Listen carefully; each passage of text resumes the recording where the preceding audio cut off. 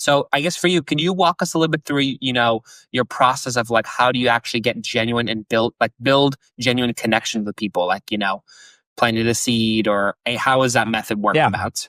Yeah, it's pretty straightforward. It's not overly complicated. In fact, it's one of those things that I kind of tell people. They're like, "Well, yeah," and I'm like, "Okay, but are you doing it?" And they're like, "No." So it's almost like we have to be reminded how we as humans interact and have conversations. So the first step, and so it's a 5-step process that I generally give people. The first step is start with who you know. Okay, so don't kill yourself on what's the perfect cold outreach email to send, because there isn't one, and most people aren't going to respond anyway.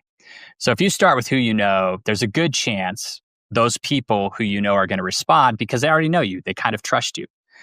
And you mentioned CEOs, and this is an idea. Actually, I first came across this idea in a book that Adam Grant wrote called Give and Take. And that book was about different types of people. But in the second chapter, he talks about this study that MIT did with people who are in their executive MBA program. And so they asked these executives to go out and go through their list of connections of people they had worked with in the past, but hadn't talked to in a long time. And they said, make a list of them, and you're going to send them a simple note to say, "Hey, it's been a while since we talked. We'd love to get back in touch." And they asked them to estimate the response rate and also to estimate whether they would have good conversations with people or not.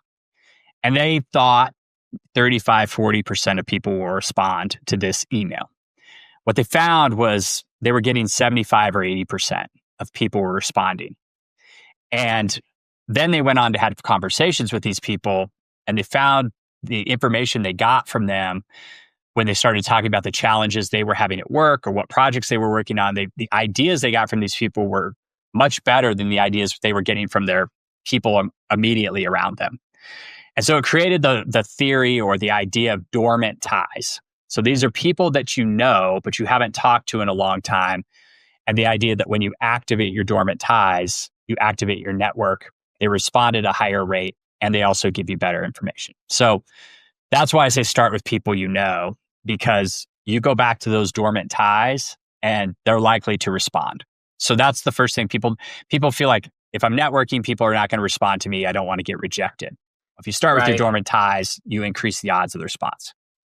So that's where I tell people to start. Make a list of, I usually say 10 people that you've maybe worked with in the past, or that you've lost touch with that you'd like to talk to again. Again, you're in control of this. So if there's people you worked with and you don't like, don't try to get back in touch with them.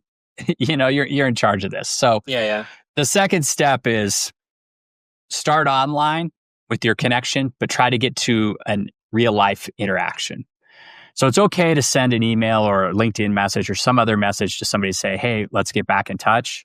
But you really want to get to a voice-to-voice conversation, because in voice, you can understand more about the context. You can really get that part of communication that doesn't come across in text. And you're probably going to have better conversations voice-to-voice anyway.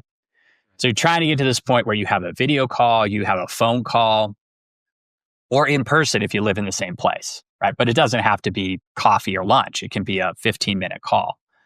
But you want to get to a voice-to-voice conversation. So that's sort of the second step, getting from, "Hey, how are you doing?" to scheduling and setting up the voice-to-voice conversation. Then you get into the third step, which is called listen and give. So listen and give means you're going to go into this conversation and your goal is to listen to the other person talk and find a way to give them something of value.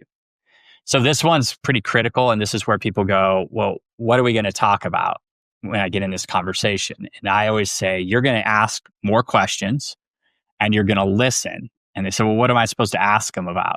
And I'll say, ask them about their favorite topic. How do I know what their favorite topic is? Well, it's the same topic for everybody. It's the thing we know the most about, and it's themselves. Ask them about themselves. If you ask a person about themselves, and not just how are you doing or what's going on, but what are you working on? What challenges have you been, facing at work? What are some projects you completed that you're proud of? Do you have any big trips planned? What's something, people don't know about you, but you wish they did? All those sort of like deeper questions that get people talking about themselves. They're going to start sharing, and you, especially if you're an introvert, don't have to do much of the talking. You just keep asking questions and listening to what they say. And along the way, they're going to talk about something that triggers an idea for you. It's something that you think, hey, this would really help this person. So you're going to give them that idea. And I break it down to say, give them AIR. So AIR, give them advice, introductions, or recommendations. So if you can give them some advice on here's how I've tackled this problem in the past, or here's a person I know that I could introduce you to, or here's a book I read or a podcast I listened to or an article I read that might help you, give them something like that. It doesn't have to be big, but you're trying to give them something of value so that they've sat there and they've talked about themselves. They're already feeling good about that because when we talk about ourselves, we feel good about ourselves. And then you give them something of value, you're triggering the power of reciprocity. Because now they're sitting in this conversation. They're like, wow, Greg's a really easy person to talk to. He really listens to me. And he's really helpful. He's giving me this good advice or this idea of his. I really want to help Greg. I want to come out of this conversation with him getting something. So they're going to turn around and say, how can I help you?